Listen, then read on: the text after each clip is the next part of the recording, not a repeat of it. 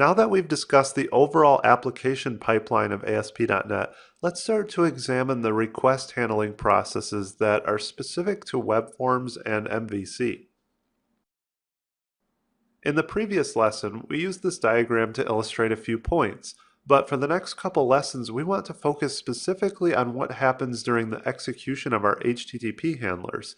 This process is much different between Web Forms and MVC, and it's where almost all of the code we'll write in this course is executed.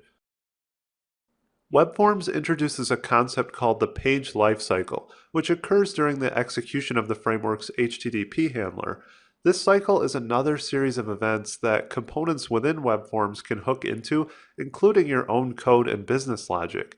The page lifecycle provides an abstraction over stateless HTTP requests by giving the illusion of a page construction cycle. It also ties together other features of Web Forms such as view state.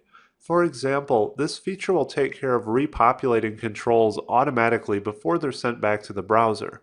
There are many events in the page lifecycle, but for now we're only interested in an overview of the stages that you'll probably use most day to day. The init event of the page lifecycle is one of the earliest useful events that you can hook into. This is mostly for creating controls dynamically or adding any initialization logic. The next significant event is called load, and this is probably where you'll place most of your logic.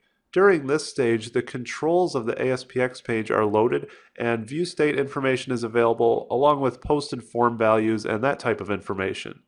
Next, a validation event runs, which checks any validation controls that you've placed on the page, such as for your forms. After this, the event handlers for your page controls fire. For example, if you have a click event tied to a submit button, the code for that button will execute during this stage. Finally, an event called render allows you to make any final changes to the HTML that will be sent back to the browser. One of the challenges of Web Forms is just properly understanding all the stages of the page lifecycle and organizing the right code in each one. Let's take a moment to revisit this diagram again to reinforce an important point. The entire Web Forms page lifecycle executes between the pre and post request handler execute methods of the larger ASP.NET application lifecycle. This process can only be accessed through the Web Forms HTTP handler. None of the page lifecycle events are available in MVC, for example, only the underlying application level events of ASP.NET. Now, as I mentioned before, every Web Forms page implements the iHTTP handler interface. This means that requests are mapped directly to pages, which is why legacy URLs often have the actual file name in the URL.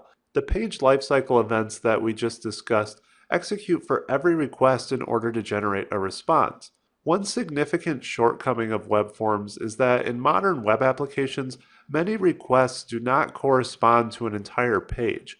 One web page might be constructed by multiple requests with different URLs, or it might make requests that don't require a user interface at all.